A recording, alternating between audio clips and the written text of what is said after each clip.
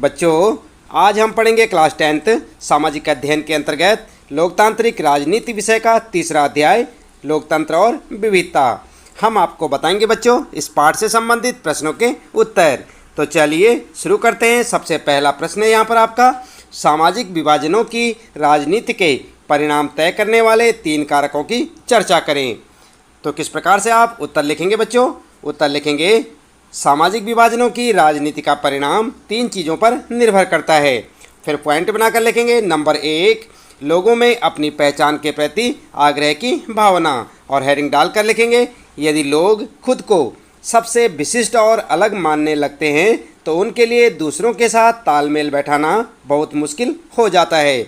यदि लोग अपनी बहुस्तरीय पहचान के प्रति सचेत हैं और उन्हें राष्ट्रीय पहचान का हिस्सा या सहयोगी मानते हैं तब कोई समस्या नहीं होती।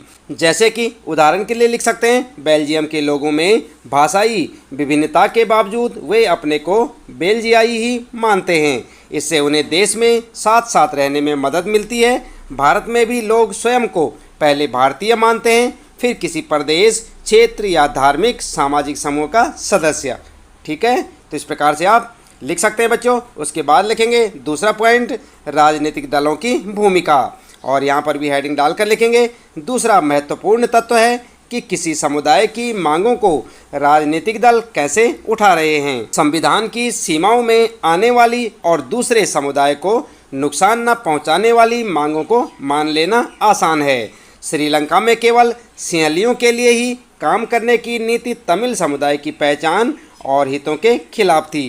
इस प्रकार से आप दूसरा पॉइंट लिखेंगे बच्चों। फिर लिखेंगे तीसरा पॉइंट और लिखेंगे सरकार का रुख, हेडिंग डाल देंगे। फिर से लिखेंगे, सरकार इन मांगों पर क्या प्रतिक्रिया व्यक्त करती है, यह महत्वपूर्ण है। यदि शासन सत्ता में साझेदारी करने को तैयार हो और अल्पसंख्यक समुदाय की उचित मांगों को पूरा करने का प्रयास ईमानदारी से किया जाए तो सामाजिक विभाजन मुल्क के लिए खतरा नहीं बनते।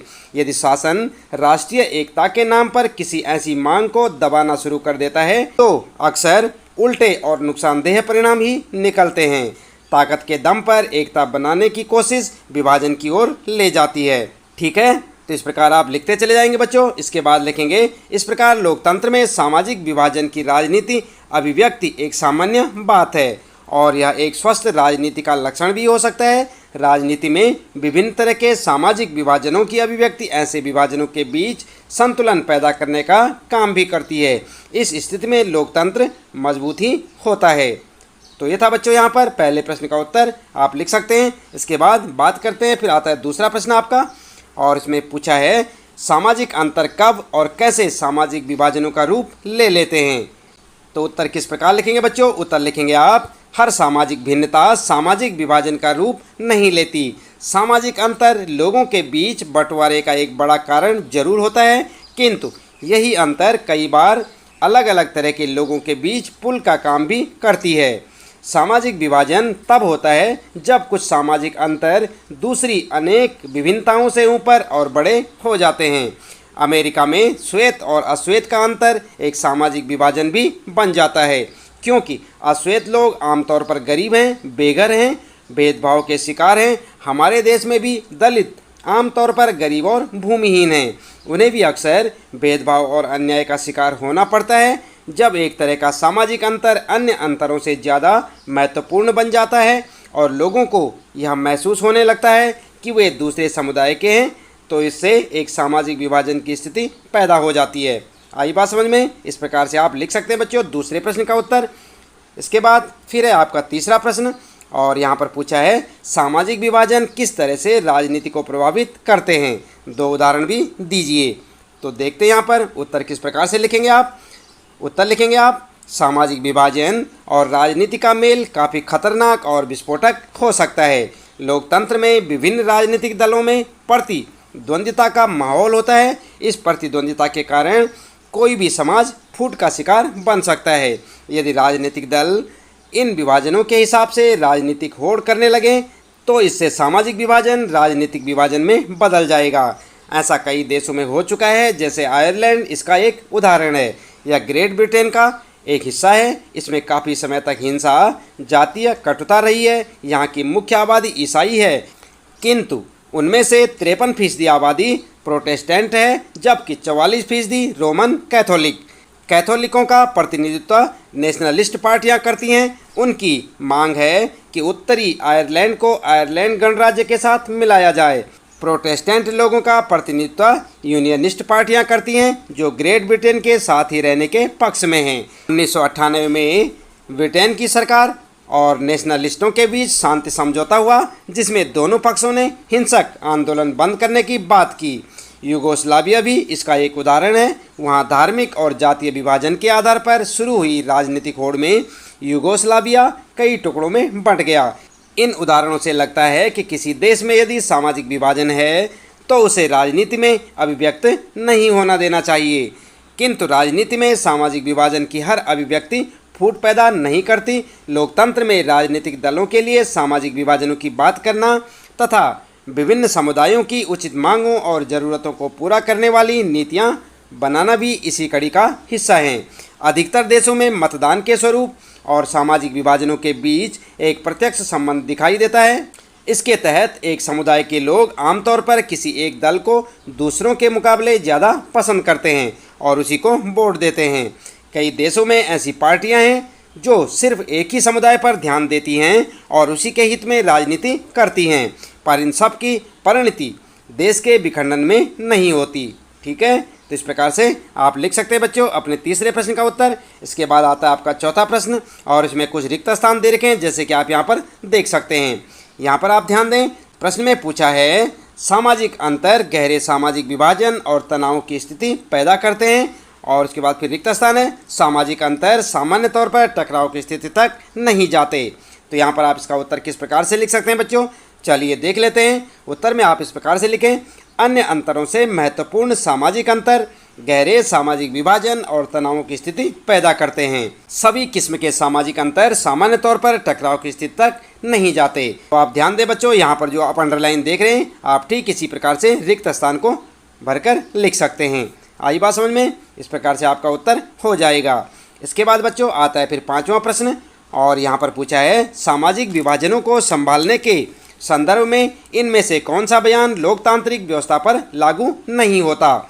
और यहाँ पर जो है बयान दिए हुए हैं, आप पढ़ सकते हैं। क्या है, लोकतंत्र में राजनीतिक प्रतिद्वंद्विता के चलते सामाजिक विभाजनों की छाया राजनीति पर भी पड़ती है। अगला है बच्चों ख, लोकतंत्र में विभिन्न समुदायों के लिए शांतिपूर्ण ढंग से अपनी शिकायतें जाहिर करना संभव है। फिर है ग, लोकतंत्र सामाजिक विभाजनों को हल करने का सबसे अच्छा तरीका है। इसके बाद है घ, लोकतंत्र सामाजिक विभाजनों के आधार पर समाज को विखंडन की ओर ले जाता है। तो आप अपने उत्तर में क्या लिख सकते हैं बच्चों, आप अपने उत्तर में लिख सकते हैं घ वाला बिल्कुल करेक्ट है। लोकतंत्र सामाजिक विभाजनों के आधार पर समाज को विखंडन की ओर ले जाता है। आई बात समझ में? इस प्रकार से आप अपने इस पांचवें प्रश्न का उत्तर लिख सकते हैं बच्चों। फिर आता है आपका छठा प्रश्न, और यहाँ पर कहा है निम्नलिखित 3 बयानों पर विचार करें।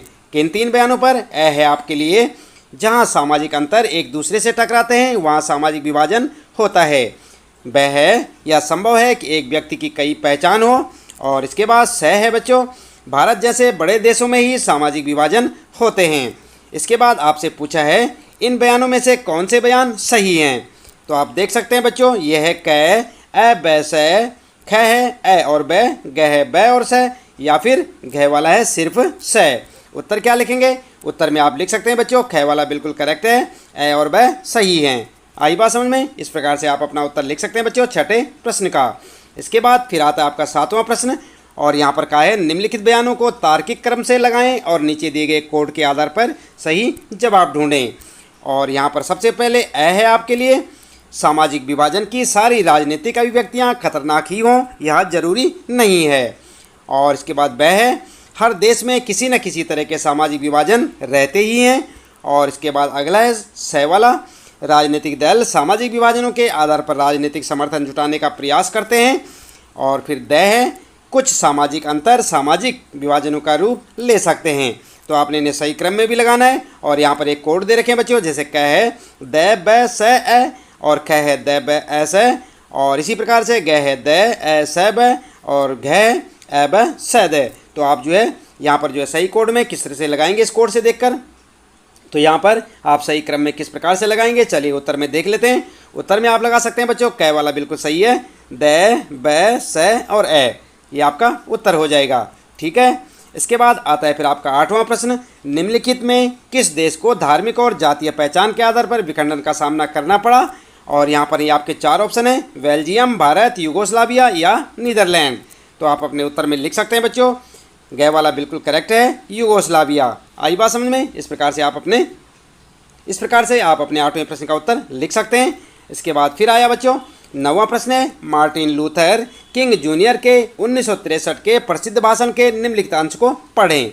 वे किस सामाजिक विभाजन की बात कर रहे हैं? उनकी उम्मीदें और आकांक्षाएं क्या थी? क्या आप उनके बयान और मैक्सिको ओलंपिक की उस घटना में कोई संबंध देखते हैं जिसका जिक्र इस अध्याय में था? तो यहाँ पर उनके बयान आप देख सकते हैं बच्चों। मेरा एक सपना है कि मेरे 4 नन्हे बच्चे एक दिन ऐसे मुल्क में रहेंगे जहाँ उन्हें चमड़ी के रंग के आधार पर नहीं बल्कि उनके चरित्र के असल गुणों के आधार पर परखा जाएगा। स्वतंत्रता को उसके असली रूप में आने दीजिए। स्वतंत्रता तभी कैद से बाहर आ पाएगी जब यह हर बस्ती, हर गांव तक पहुंचेगी, हर राज्य और हर शहर में होगी। और हम उस दिन को ला पाएंगे जब ईश्वर की सारी संतानें, अश्वेत, स्त्री, पुरुष, गोरे लोग, यहूदी और गैर यहूदी, प्रोटेस्टेंट और कैथोलिक हाथ में हाथ डालेंगी और इस पुरानी नीग्रो प्रार्थना को गाएंगी। मिली आज़ादी, प्रभु बलिहारी मिली आज़ादी। मेरा एक सपना है कि एक दिन यह देश उठ खड़ा होगा और अपने वास्तविक स्वभाव के अनुरूप कहेगा, हम इस स्पष्ट सत्य को मानते हैं कि सभी लोग समान हैं। ठीक है, ये था आपका प्रश्न और यहाँ पर आपने पढ़ाई से। इसके बाद उत्तर में आप किस प्रकार से लिख सकते हैं बच्चों? उत्तर आप इस प्रकार से लिखें। मार्टिन लूथर किंग जूनियर अपने भाषण में रंगभेद के आधार पर हुए सामाजिक विभाजन की बात कर रहे हैं।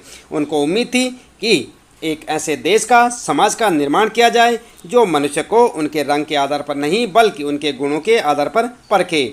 उनका कहना था कि हम असली स्वतंत्रता तभी प्राप्त कर पाएंगे जब हम जाति, धर्म, रंग और नस्ल के बंधनों से मुक्त हो सकेंगे। हम तभी स्वतंत्र कहलाएंगे जब देश के सभी लोगों को बिना किसी भेदभाव के समान समझा जाएगा। उनका बयान मैक्सिको ओलंपिक की घटना से संबंधित है। उस घटना के द्वारा भी रंग भेद के विरुद्ध आवाज़ उठाई गई है और उनके भाषण में रंग भेद को गलत ठहराया गया है। दोनों ही घटनाएं अलग अलग तरीके से रंग भेद का विरोध कर रही हैं।